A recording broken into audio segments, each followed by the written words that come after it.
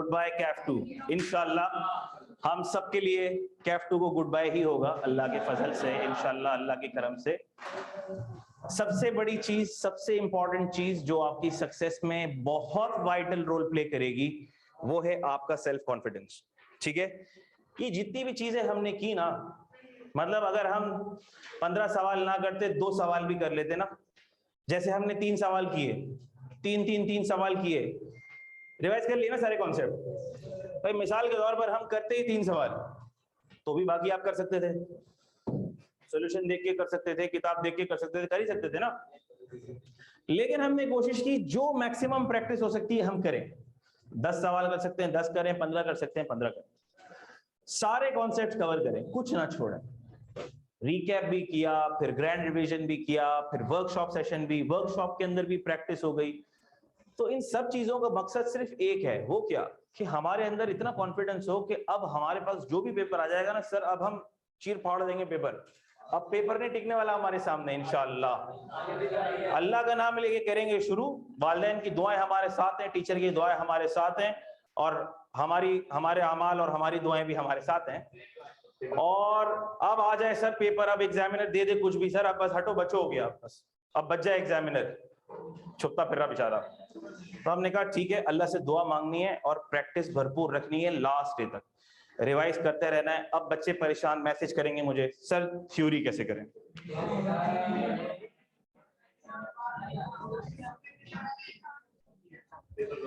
Theory कैसे करें?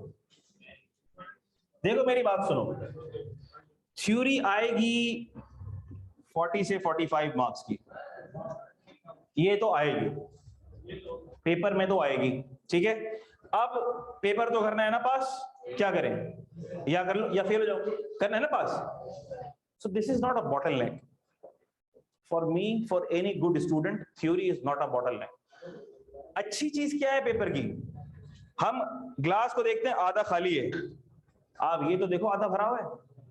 आप देख रहे हो 40 मार्क्स की थ्योरी आ रही है, आप ये थोड़ी देख रहे हो कि 60 मार्क्स का क्या भी आ रहा है, प्रैक्टिकल पोर्शन आ रहा है। ये देखो, this is the brighter side. If this is perfect, if you have prepared for this, अब मुश्किल चीज तो थोड़ी रह गई ना भाई, as compare to your business law जिसमें पूरा थ्योरी है, एज कंपेयर टू ऑडिट जिसमें पूरा थ्योरी है। दिस इज अ बून, ये नेमत है आपके लिए। क्यों? क्योंकि सर इसमें 60-65% तो प्रैक्टिकल आएगा, और प्रैक्टिकल में हमारी तैयारी ऐसी है कि 60 में से 50 मार्क्स तो इधर ही आ गए। ये तो गरीबी है सर, ये तो गरीबी, ये तो गरीबी है। एक मजे की बात बताऊं, अगर आप लोग, कोई बच्चा ऐसा भी होता है, ऐसे कई बच्चे देखे मैंने, सर हम तो 15 मार्क्स का पेपर ही छोड़ के आ गए थे, अटेम्प्ट ही नहीं किया था, फिर भी अल्लाह के करम से पास हो गए। मैंने बोला वो तो एक अच्छे बच्चे को वैसे भी होना चाहिए। वजह क्या है? अगर आपने 75% पेपर अटेम्प्ट किया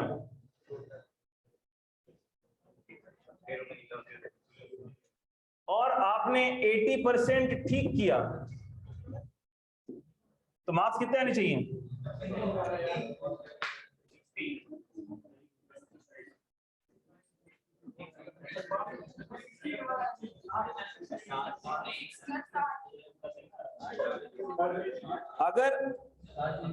अगर आपने 75% पेपर अटेम्प्ट किया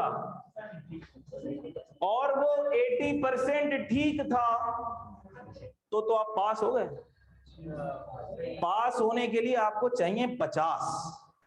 प्रिपरेशन की है आपने 100%, इंशाल्लाह 50 कहीं नहीं जाते, इंशाल्लाह 50 तो कहीं नहीं जाते। लेकिन एक अच्छा बच्चा 100% को एम करता है कि मैं जितना अच्छा कर सकूं, मैं जितना अच्छा कर सकूं, मैं जितना अच्छा कर सकूं। ठीक है, छोटी सी मिसाल लूंगा मैं। आप जितने भी अच्छे अच्छे क्रिकेटर्स हैं देख रहे होते हैं आप लोग, ठीक है, तो क्या वो अगर वर्ल्ड रैंकिंग नंबर 1 पे पहुंच गए तो क्या अब उन्होंने प्रैक्टिस करना छोड़ दिए? नहीं, उन्होंने तैयारी भी पूरी करी है, टेक्निक भी पूरी है, लेकिन प्रैक्टिस करे जा रहे। क्योंकि एक अच्छा स्टूडेंट कभी भी अपनी तैयारी पर बहुत ज्यादा मुतमईन होकर चैन की नींद नहीं सोता। उसका दिमाग पे हर वक्त ये टेंशन होती है, भाई मैं भूल ना जाऊं, मैं फिर रिवाइज कर लूं, चलो मैं बैठा हूं मैं फिर रिवाइज कर लूं, क्योंकि ये वक्त है ही सिर्फ पढ़ाई के लिए, ये कीमती वक्त है ही सिर्फ पढ़ने के लिए, तफरी तमाशे के लिए नहीं है, मूवीज देखने गाने सुनने के लिए नहीं है। ठीक है, ये वक्त है, अच्छे से मैनेज करो, जितना वक्त है सिर्फ पढ़ो सिर्फ पढ़ो सिर्फ पढ़ो। सर लेकिन अगर पढ़ पढ़ के हमारा दिमाग पक जाए, हम परेशान हो जाएं और हमारा पढ़ने का दिल ना चाहे तो हम क्या करें? तो नमाज पढ़ो, कुरान पढ़ो, तिलावत करो और सो जाओ, सो जाओ।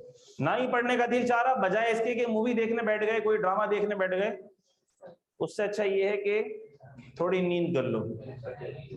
सर पूरा टेंशन से नींद नहीं आती, टेंशन से भूख नहीं लगती, तो होता क्या है फिर? टेंशन से पढ़ा भी नहीं जाता सर। और अगर बहुत ज्यादा टेंशन हो तो टॉम एंड जेरी देख लें आप, टॉम एंड जेरी देख लें आप, ठीक है। लेकिन कोई मूवी देखने की जरूरत नहीं है, जो दिमाग में बैठा होगा वो भी निकल जाएगा। अभी जब तक पेपर नहीं होते, no movies, no songs, no serials, कुछ भी नहीं। क्या बात समझ आती है? बेटा प्लीज प्लीज, मुझे नहीं पता आपकी पढ़ने की रूटीन क्या है, किस रूटीन से आप लोग पढ़ते हैं, जिस रूटीन से पढ़ते हैं अल्लाह पाक, मेरी दुआ है उसी रूटीन पर आपको कामयाब कर दे।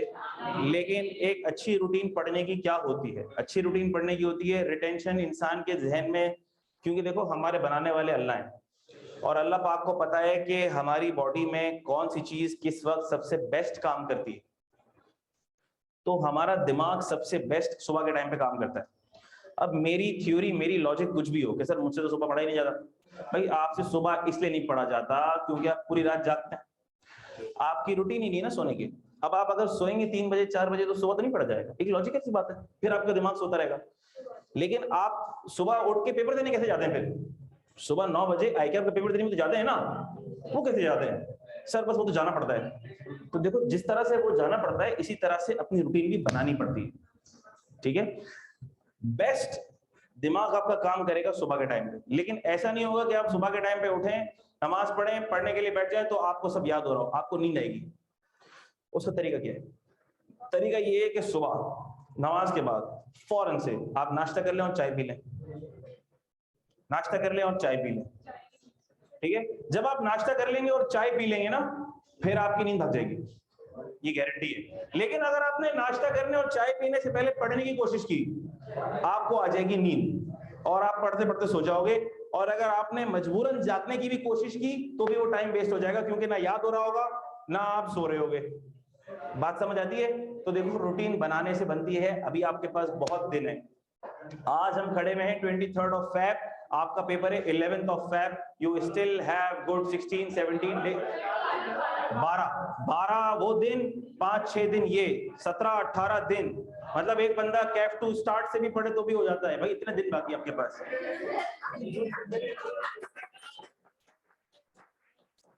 नहीं, मैं मजाक नहीं कर रहा, मैं फैक्ट बात कर रहा हूँ। आपके पास इतना टाइम है कि आप आराम से सारे क्वेश्चंस को दोबारा प्रैक्टिस कर सकते हैं, आप आराम से सारी चीजें रिवाइज कर सकते हैं। अगर आपको ये बातें मजाक लग रही हैं तो आप लोग अपने साथ मजाक कर रहे हैं। You still have an ample of time, बहुत टाइम आपके पास।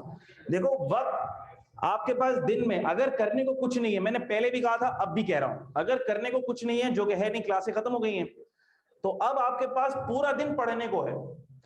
अगर मैं ये सोचूं कि सुबह, अगर मैं अपनी रूटीन की बात करूं, मैं आपकी जगह होता, मैं सुबह उठता, फजर में नमाज पढ़ता, 6:30 बजे नमाज पढ़ी, 7 बजे हो गए फारिग, नाश्ता कर लिया 15-20 मिनट, 7, 7:15, 7:30 कर लो।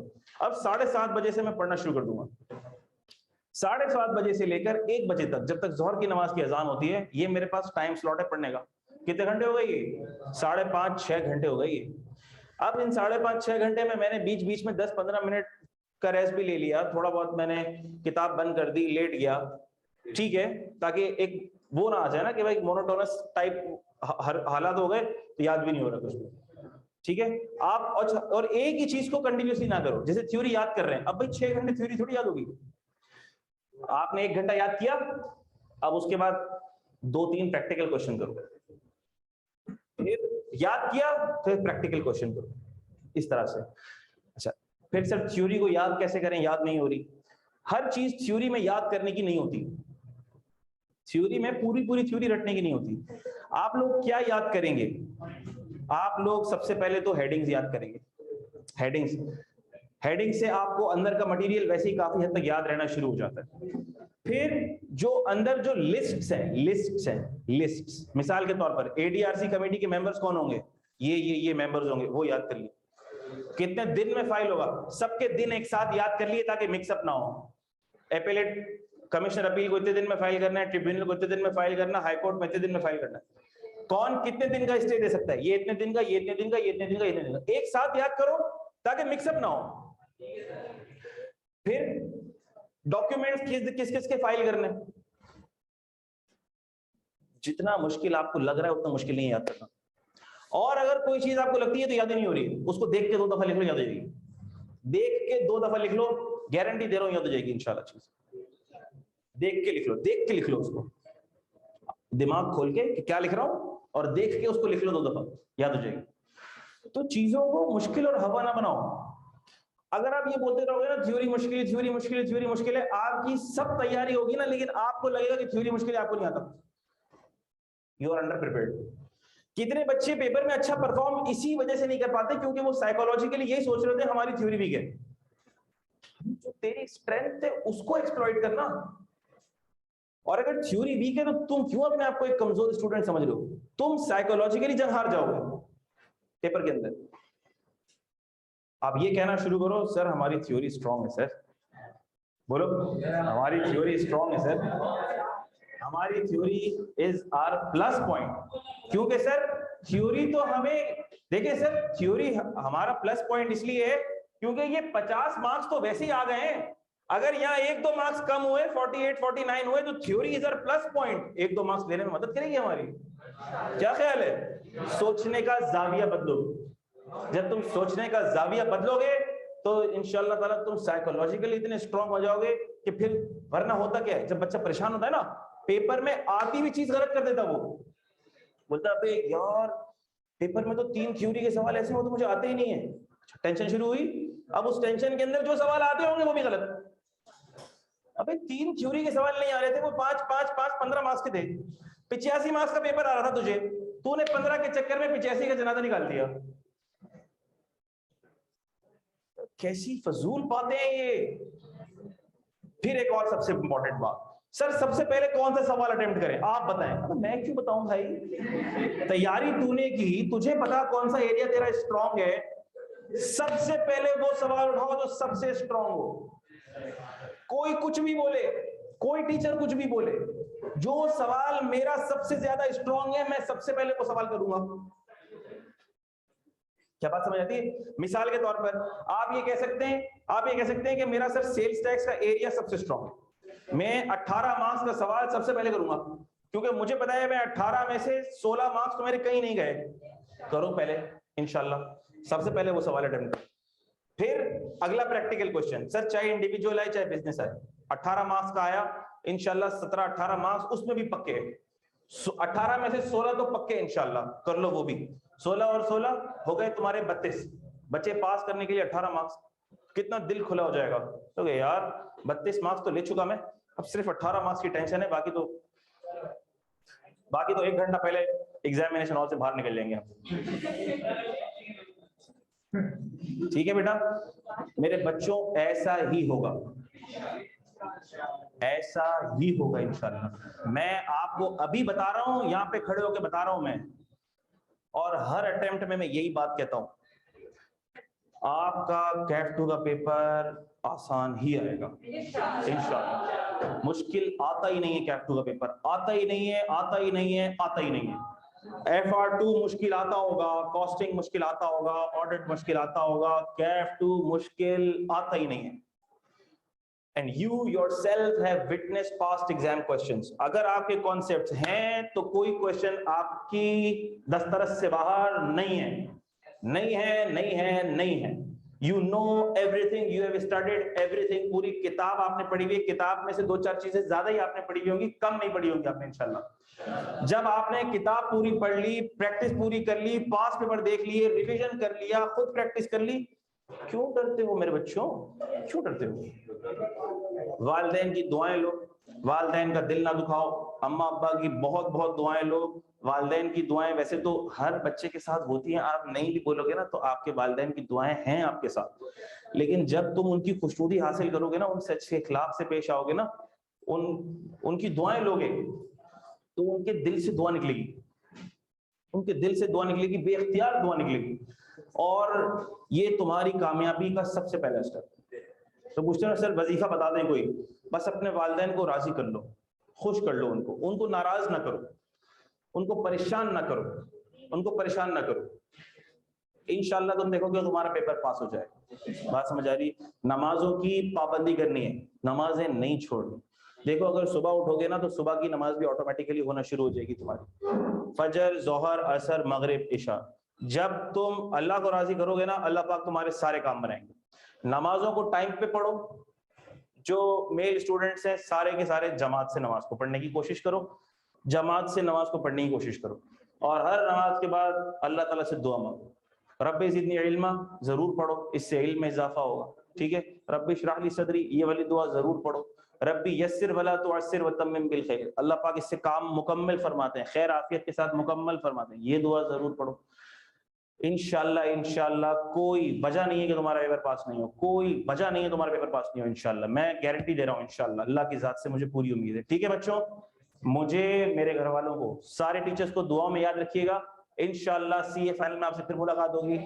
अल्लाह हाफिज, थैंक यू सो मच।